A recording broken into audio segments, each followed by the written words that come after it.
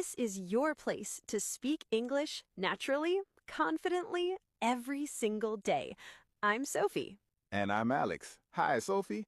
Oh, I am so ready for today. Let's go. Alex, how are you doing today? I am doing great, Sophie. Actually, this morning I tried something new. Oh, really? What did you do? I talked to myself in English in the shower. That is amazing. What did you say? I said, "Good morning, Alex. Today is a great day." And then I dropped the soap. Oh, no. But Alex, that is actually a wonderful habit. Talking in the shower?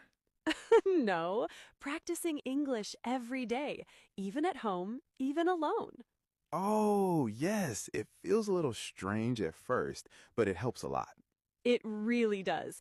And that is exactly what we are talking about today.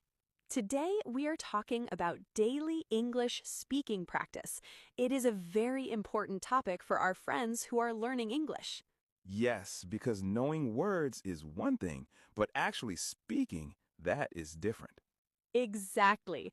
Many people study English for years, but they still feel nervous when they speak. I know that feeling. My heart goes fast, my mind goes blank. We are going to help with that today, with real phrases, real practice, real confidence. I love it. Let's do this. So, Alex, let's say you want to start a conversation. What do you do? Hmm. I say, "Hey, what's up?" Is that okay? That is perfect. What's up is a great phrase. Very casual, very friendly. I use it with my friends all the time. Exactly. Now, what's up is informal. You say it to friends, not to your boss. Right, not to the boss. For something more polite, you can say, "How are you doing?" How are you doing? That sounds more professional. Yes, more neutral. You can use it everywhere. At work, at the shop, with a neighbor. Like, "Hi, Maria. How are you doing today?" Perfect, exactly like that. Now, here's the interesting part. What do you say after that? Hmm. I say, "I'm fine." Is that good? I'm fine is okay, but it's a little flat, a little boring. Oh, like a flat tire. Yes, exactly like a flat tire. Try something more alive, like, "I'm doing really well, thanks." I'm doing really well, thanks. Oh, that sounds much better. Or you can say, "Not bad at all. How about you?" Ooh, not bad at all. That sounds so confident.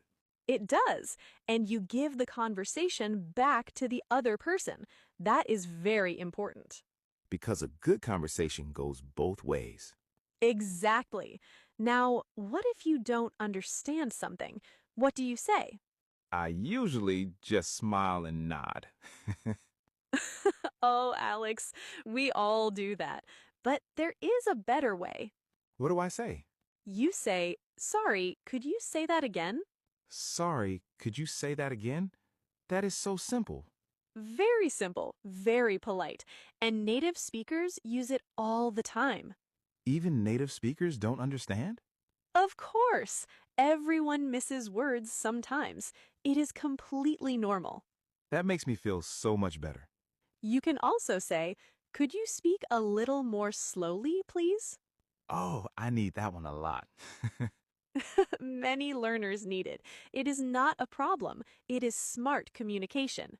Could you speak a little more slowly, please? Okay, I will use that this week. Good. Now, let's talk about keeping a conversation going. What do you say when you want to share something? I say,